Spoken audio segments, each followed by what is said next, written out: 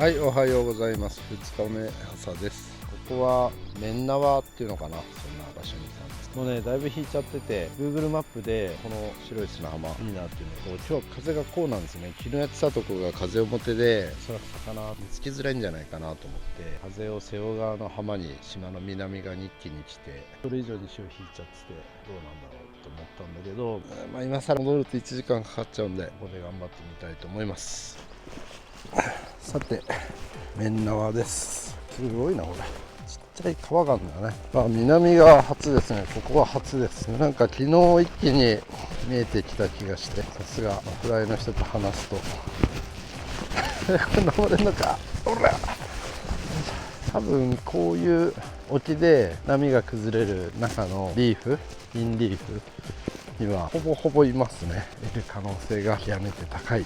で、狙い方が、自分はハワイでたまたまブラインドで釣っちゃったんで、ブラインドで釣りやすそうなとこをなんとなくイメージしてるんだけど、フライの人は水にも入らないで岸際をそーっと移動しながら水深10センチぐらいのライン、そこで餌食ってる魚を見つけてシュートしてくる。フライのスタイルはそうなるんですよね。でルアーもそれの方が効率はいいかもしれない。ただそれはこの辺まで水が来てる、このサーフ、今日はここまで水来てたと思うんで、この辺の時間帯にやるべきなんですよね。だからちょっと今の潮回りだと朝夕、この辺に水があってだと見つけやすいのかなと。でこう引いちゃうとどうなるんだろうって思ったんだけど、やったことないんでやってみようってところですかね。こんな水深でいいんですよ。多分尻尾出したら最高ですけどね。風がこうなのと光もこうなんで、こっち方向が見やすいんですよね、遠くまで。でこっち向いちゃうとちょっと見づらいんで、こっち向きにこう300メーターぐらいですかね、ちょっとやってみます。ここダメだったら他ね、この風だと今日やるとこないんですよね。せっかくこの探す釣りいろいろ見えてきたのに、今度気候条件が揃わないっていうのがもどかしい。いやー、この風厳しい。これじゃ探せない。昨日久保さんいらっしゃって、もうこの風じゃねえなんて、飲むしかないねって、そういうことだったんですね。なんか言ってる意味が分かってきた。ちょっとなんか雰囲気ないというかダメなので移動します。1時間ぐらいかかるかな。風ビュービューでダメ元ですね。もうそこしかね、実績が知らない、自分もここしか分かんないって感じ。昨日のフライメンバーもこの途中の花徳かな、入ったらしいんで、顔出しつつですかね。こんな通路を抜けると階段があるとかオツなんですけど、通路でもないな。どうなってんだこの階段。階段はつけたからその先は何とかしてお前ら行けよっていう設計ですかね。よいしょ。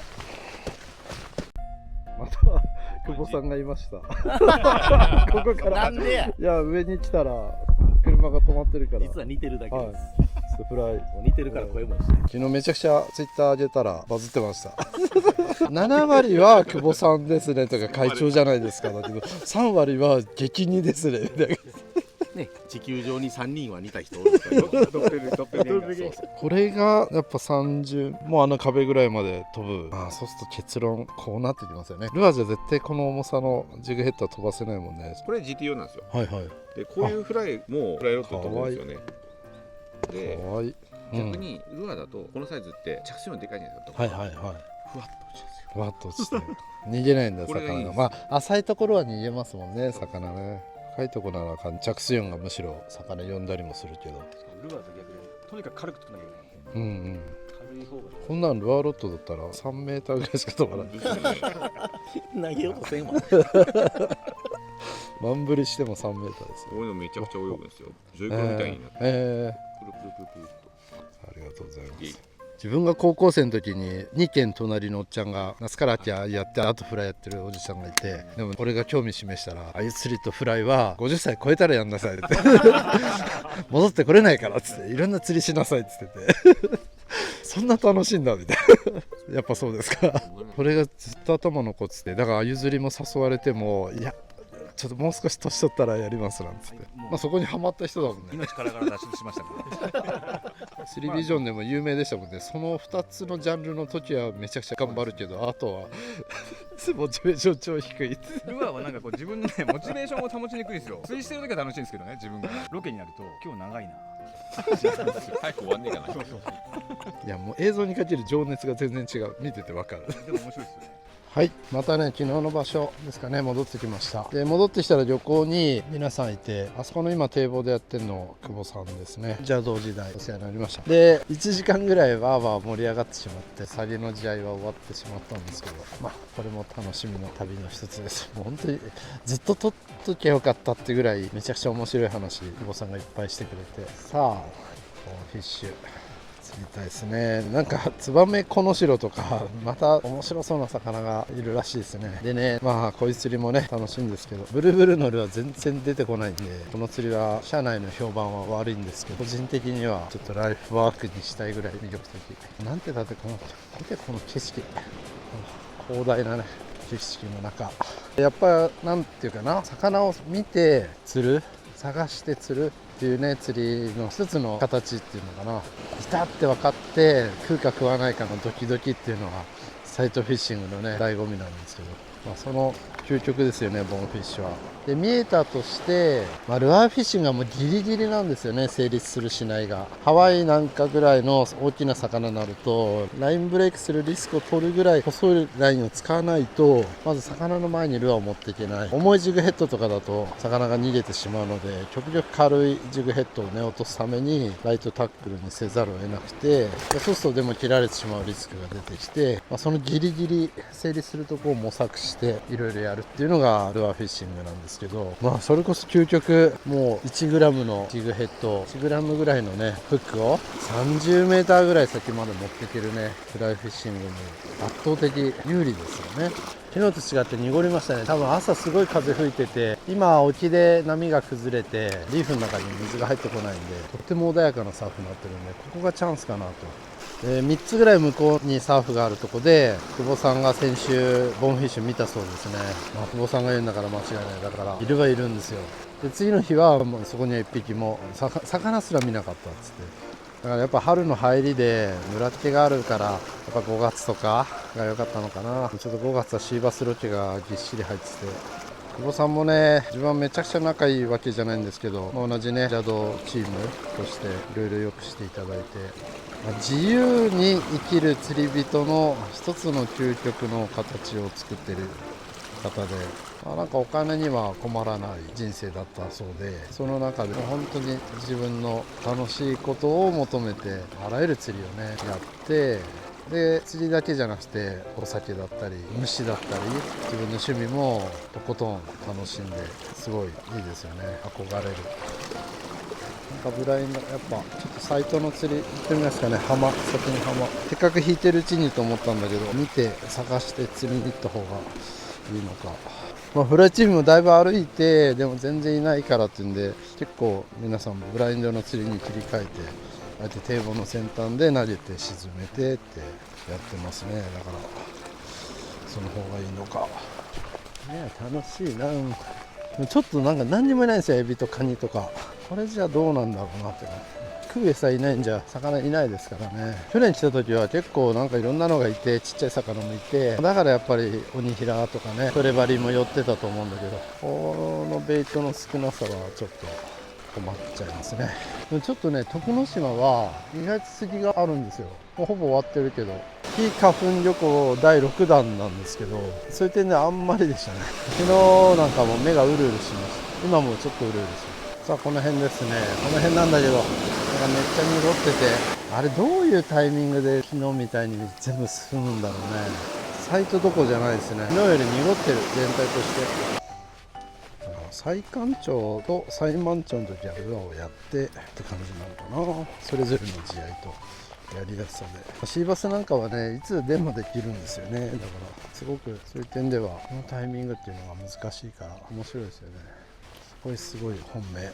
今自分の後ろが太陽なんで、太陽を背負うべきですね。こっちには見えてて向こうには見えないって状況が 4,5 メーターアドバンテージで生まれますよ。いた、確かに。なんだあれは。こっちにいます。ボラの子供たちか。ああ、そんなにボーンフィッシュとかじゃないですね。このぐらいの魚の群れでした。いっぱいいる。これだけ水面がなぐと魚が見えてなくても泳いだ後の波紋とかよれとかであの辺でモヤモヤって言ったらなんだっつってそこからまた探し出しやすくなりますよね。晴れてきた。直射日光じゃないけど薄日が差してるんで今一番見やすい。今回の旅で一番遠くが見えてますね。ちょっと水は濁ってるけど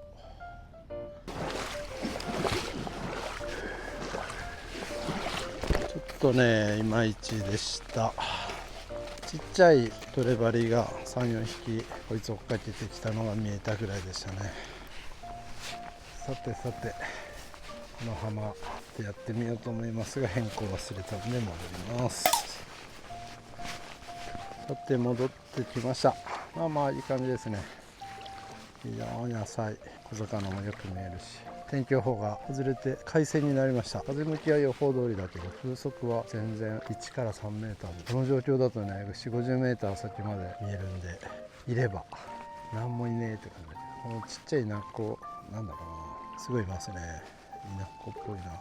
こんなの食いにねトレバリがこれから入ってくるのかな。まだちょっと浅いのかな。でもここからですね。自分はなんかここに来る途中ニュースでやっててそれをね YouTube で解説してたのを聞いてたんですけど大谷翔平選手その通訳の人が7億円近くをね借金なのかまあ黙って使ってって感じなのかわかんないけど自分でギャンブルで作ったことでっていうので大谷翔平選手が会見を開いたのが昨日かな。それでニュースがもね持ちきりだったんですけどまあ規模は違うけどああいう光と影っていう影じゃないんですけど一人の人に光が集まると、まあ、その周りで支えてる人もその光の中に入るんですよね。それは太陽のすぐ横にある彗星のように輝くんだと思うんですけど光ってるのは太陽なのに水星も地球から見たら光る。金星もねの明星のように光るわけですが決して自らがね光ってるわけじゃないっていうのを頭のいい人は気づくんですよ。だけど頭のいい人でもその光に溺れていくのかな。自分もそんな7億円とかじゃないですけど数百万レベルでは過去何度もそういうことがあってその度どうしたらいいんだろうって考えるんですよね。自分も若くして大谷翔平選手に比べたら太陽と5ワットの LED ぐらいの差かもしれませんがそんな5ワットの LED でもそれなりあたりは照らせるので自分のね近くにいる人賢い人は平気だけどやっぱりおかしくなってくるんですよね。自分の奥さんはそれをよく気をつけろっつって要は光を浴びるのはいいんだけど下手にその光を反射させて隣の人を輝かせるなって自分の奥さんには言われてました。正直何言ってんのかよく分かってなかった気もするしまあ当たったら嬉しいんで明るくなるわけだしねいいじゃないかと思ってたけど何度かそういうことがあって裏切りじゃないんですよね。裏切られたって思ったことはないんですけど光の中でおかしくなるっていうのかな。それを思い出しましたね YouTube 見てて。てかあんな規模でしかもあれだけの通訳ができる人だと頭もいい人だと思うんだけどそうなっちゃうんだなって思いながら自分にも起きた過去のいくつかのねそんなことを思っててっていうか死ぬほどいねえな浅いとこにいる魚探してるんでこれでいいんですけど傍から見ると何やってんだってぐらいのめちゃくちゃしずしずと歩いてるわけですから。でもこの潮位です。この潮位でそうすると本当に入ってる時は尻尾が出てたりしてボーンフィッシュに限らずです。カワハギ系とかこの白っつってもあれかアゴなしなんだっけアゴなしコノシロじゃなくて南洋アゴなしなんだったっけツバメコノシロそんな名前じゃなかったっけ。そんなのもねみんなこういう浅瀬でエビやカニを漁るんで尻尾が出るんですよね。ああ映ったんじゃない今ボーンフィッシュだろ今見ちゃった今この辺からこういったこんぐらいの魚くそー気づかなかった。逃げていくので分かりましたね。やばいいる見えてないだけサイズ感合わせないとなんか探せないんですよ。この潮位だよこの潮位の下げと上げやればいいんだ。そうすると広い範囲にいるんで距離取った状態で見っけられる。である程度上がっちゃうとこの辺深くなっちゃうから波打ち際をね探す感じになるっぽいんだけどぐらいの人たちのやり方を見てるとそうすると距離感難しいですよね。あとポイントが横にしか移動できないから一通り打ったら終わりみたいな。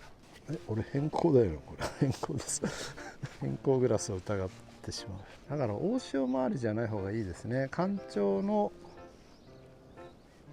あれ、あー、いるいるいるいる、いたいたいたいた、右前方、あー、逃げていくうわー、左2メーターに落としたけど逃げてった。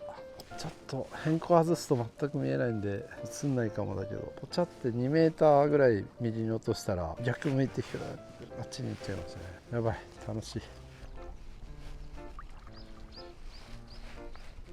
いたいたいたいたいたいたいたいた、こっち来てる、こっち来られると困るな。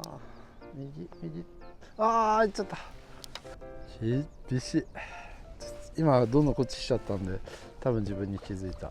いますね、この方向と、これが太陽背負うんですけど、この方向が見やすい。だからこう左に行って右に行ってだんだん水深が出てくるから、いやほんとわずかな見え方なんで、こっちが止まっててやっぱなんか動く黒と銀と青が混ざったような何かがスーって見えるタイミングてか、やっと5日目にしてハワイでやったことをここでやりたかったんだけど、やっとできました。やっと晴れたとかね、ちょっと風強いけどやっとこう波なくなったとか、やっと潮位があったとか、なかなか何かがずれてたんで、ちょうどいい潮位になってきたけど、このタイミングで風がまた3から5メーターぐらいですかね、そろそろ吹き出しちゃいましたね。あれが始まったんですね、多分ね、本格的な。干潮から2時間ぐらいだから、上げ潮が加速したタイミングで風も吹き始めたかな。いいですね、このわずかな磯の香りと、こんだけ広いですからね、この潮位の時間に探れるエリアなんて、もうしかも早く歩くと逃げていっちゃうんで、足1足分も進んでない、3足ずつ1歩10センチで左と右を見ながら、未だに悩んでるのはこうサラッサラの砂がいいのか、サンゴの残骸が散らばってるようなガレ場がいいのか。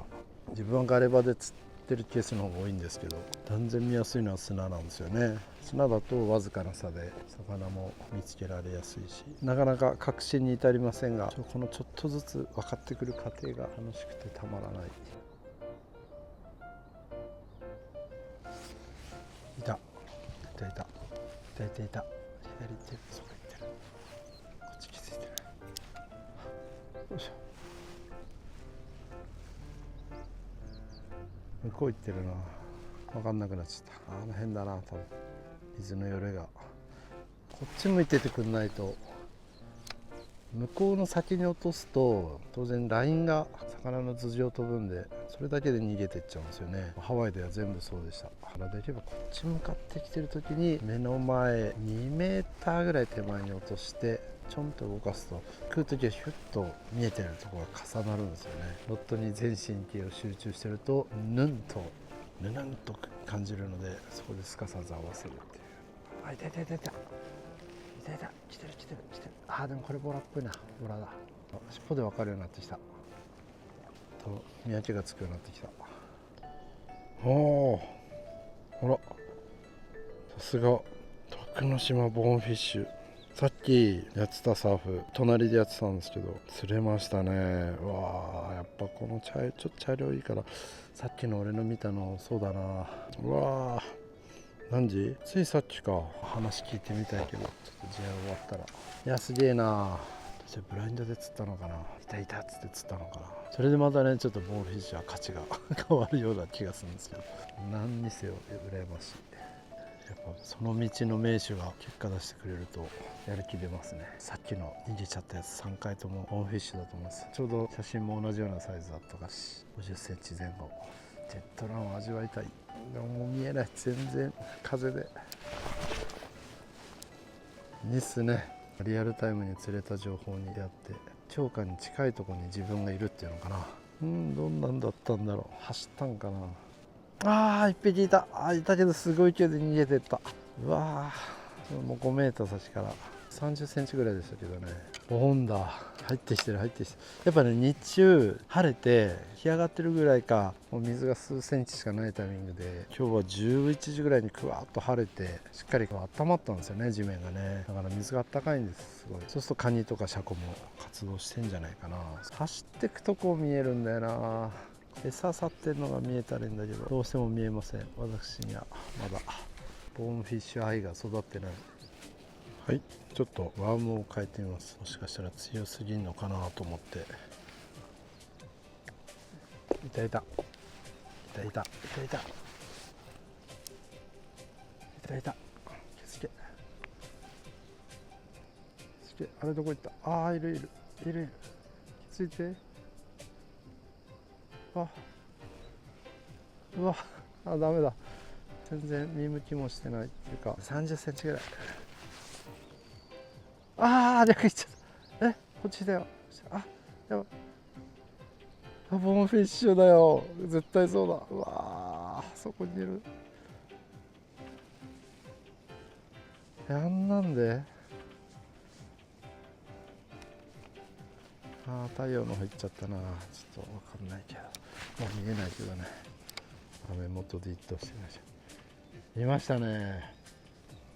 この感じ懐かしい。ハワイでも10匹見つけて10匹逃げられるぐらいの確率でした。多分30アタックぐらいしてワンバイトみたいな感じでしたね。ガイドとやっててもね、ガイドの方が先見つけてフィッシュフィッシュなんつってでどれあれねっつってこう投げてくんだけどもポチャでヒュンって逃げちゃうのばっかりで、わあいますね。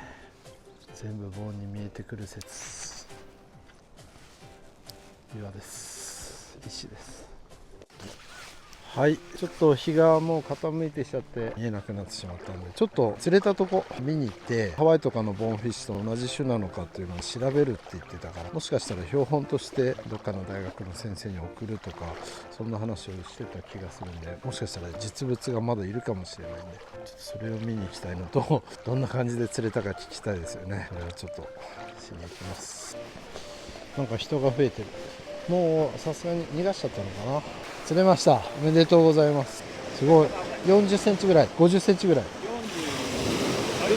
46センチ。ブラインドで。ブラインドです。ブラインドで。なかなかサイトはむずいですね。まだまだ。反対がいたんですけど、4回ぐらい自分の少ない経験ではボーンかなって感じで。見えました。見えて、いたいたって投げて、ピャーっていう感じで。なかなか食う感じ。なかったですか。まあでもハワイでもほとんど逃げられる。10回やって9回は逃げられるような釣りだったんで3、4回じゃねダメかもしれない。いやでもちょっと興奮しました。前回はそんなの1回もなかったんで、あの辺ね、あの辺で、の石のはい一番右側の岩から投げて、じゃあ結構沈むやつ、沈むラインでやってました。どれぐらいで沈む。20秒カウントダウンって言ってました。それぐらい。じゃあ食ったのはやっぱそこで。そこです。やばー、ちょっと頑張ります。ちょっと粘りましょう。皆さんどこ泊まりなんですか。みんなそこです。サンセット。です。なんか一人寂しくて、街まではタクシーが無料で一人で寂しく飲んでたんだけどまあ一杯だけで朝に備えようと思ったんで、ちょっとマジで今度はみんなで一緒にどっか。そうですね。もう今日もサンセットで祝賀会ですか。そうですね。俺も行こうかな。はい、2日目日没です。山の向こうに夕日が沈んできました。でもう満ちてきちゃったので、ちょっと堤防からかき上がりとか、ちょっとした変化がねありそうならそれ入っていこうかなって感じで頑張ってみます。寒くなってきました。ここにいたっていうのがね、なんとか釣って帰りたいな。理想はねサイトフィッシングで見つけて落として食わせて取るってやりたいんですけど、とりあえず1本釣りたいですよね。どうもとりあえず秋春ともにここで実績があるようなんで、でも多分どこでもいいと思うんですよ。まだねみんな手探りだから可能性高いとこっていうんで実績が重なってるだけじゃないかと思います。それぐらい薄暗かったら足元でも泳いでてもお互い見えないんで食いそうですよね。逆にフライチームは自分がボーンフィッシュを見たというところに行きましたね。釣りがなければ来年春ここに長期っていうのもありかなと思ったけど、沖縄本島かな来年。この間海青で沖縄ね在住のブルブルのサポーターのユーゴリアンとロケやったんですけど、やっぱ地元の人が見せてくれた沖縄本島のおかっぱりのねルアーフィッシングのポテンシャルすごかったですね。これちゃんとやってみたいって思える場所があちこちにあって、これだったら来年長くいてもいいんじゃないかなって。ただシーバス釣れないからね。シーバスがライフワークの私としては、どっちみちこんだけ逃げ回ってたらシーバスだ3月もしかしたら生まれて初めてというか夢中になって以降初めて3月1匹もシーバス釣りましたけど、全然多分2桁釣らないで終わっちゃうんじゃないかな。帰ってから来そうなんでゼロってことはないですけど、6時半寒い。これでだんだん深い方に行っちゃうのは罠だと思うんだよな。僕らが思ってる以上に魚の白さは浅いとこに適した色ですけどね。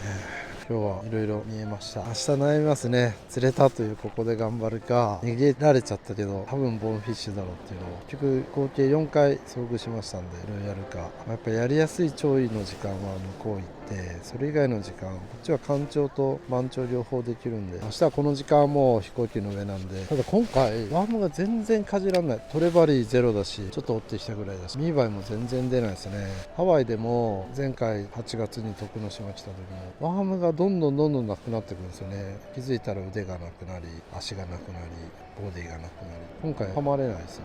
まだ海の中は冬なんですかね。3月末、海水温はね一番低い時期であるんで5月ぐらいがいいのかな。5、6、10、11ってとこですかね。よし、はい、では7時になりました。